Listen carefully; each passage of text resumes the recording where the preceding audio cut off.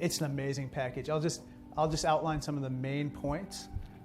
It basically, the headline for this conference is basically, it really tackles climate change in a significant way.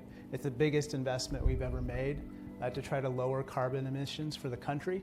On top of that, there are provisions to lower prescription drug prices, provisions to lower premiums for purchasing insurance on the Obamacare exchanges, and then provisions to lower the deficit by $300 billion, our cumulative debt over 10 years. And over time, it helps to control inflation. So those are the big headlines, but obviously tackling climate change is perhaps the most timely and relevant for this audience. It's interesting to me that that package started so large with a lot of social programs, and we kind of saw climate and clean energy become the bedrock of it at the end of the day. Why do you think that is? Why do you think Congress decided now is the time to make that a centerpiece of this reconciliation deal? I think we're running out of time. I think everyone felt that the clock is running, not only in terms of, are we really going to control thermal management of the planet, but also the calendar. The election calendar is upon us, and so we have to figure out, okay, what is doable and what can we do quickly? And you find that Venn diagram, and we landed on this spot. And so I'm really proud that this week we're going to, fingers and toes all crossed. It'll pass the House, and then it'll get signed into law, and away we go.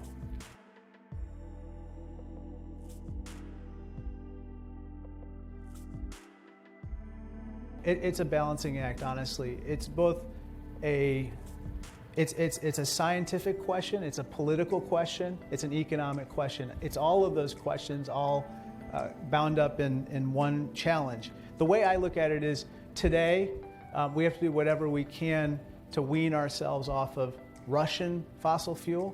And that means, in the case of Germany, they are going back to using certain types of fossil fuel indigenous to Germany, and other countries are using more nuclear and so forth. But that's a very important and practical challenge right now, because we can't have Russia hold us hostage based on a dependence on them for our energy. That's not going to work. So let's be very practical today. But over the medium term and the long term, we're going to have to switch. Right? We're going to have to switch from fossil fuels to other forms of energy, and that's where the Inflation Reduction Act really kind of kicks in and makes it more possible for that to happen.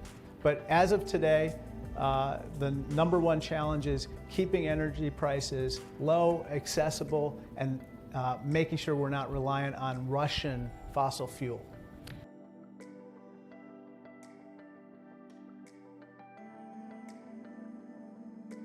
So climate change has become, yes, we know it is a national security issue.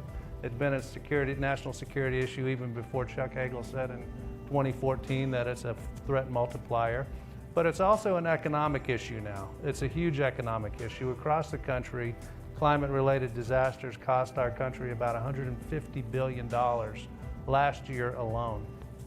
That's just in direct damage, and a lot of that, as mentioned, there's nothing that is different about a military base or housing development in the middle of the country or on the coast. They're going to get hit. So this is a huge issue.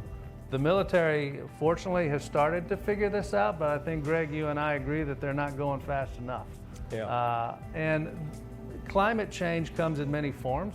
Yes, it's those storms that we've been talking about, but Greg, I know this is important to you, heat. And heat in places like whether it's Fort Hood in Texas or Paris Island where you were. It's hard to train when it's too hot for humans to be out there for a long amount of time. Yeah. So it is a huge issue, and it's something we got to address. So, Josh talked about establishing standards that help the government get to where they want to go. Yeah. So how's DOD doing in determining or defining what success looks like for its installations? What is a resilient installation by, DOD terms? Well, I don't know the answer to that. I know that some other people on this panel probably have a better idea, but I think it's really a case-by-case basis. And I think there's a lot of opportunities for businesses, for business people, for the people that work at those businesses to make those bases harder.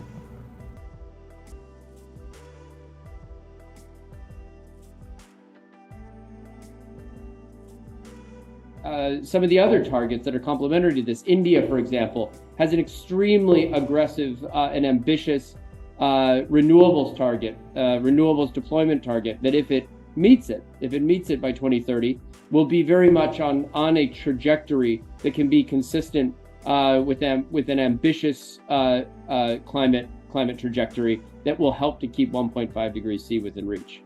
Now, all that being said, a bit more than 50% of GDP is not enough. We have to bring on more of the world's economy, including the world's largest economies, most capable economies, along a trajectory that will keep 1.5 degrees C within reach. That means many of the countries that have not yet committed to net zero 2050, that have not yet put forward 2030 nationally determined contributions or NDCs that can keep us there. And so Egypt this year, the Egypt COP in Sharm el-Sheikh, COP27, is going to be incredibly important for continuing to raise ambition, but also implementing the pledges that have already been made and mobilizing complementary efforts across sectors and across other thematic areas that can help to reinforce resilience, protect our most vulnerable countries around the world that are truly on the front lines of climate change, and again, mobilize innovation, resilience, adaptation, and creative ways of mobilizing additional finance to facilitate this transition.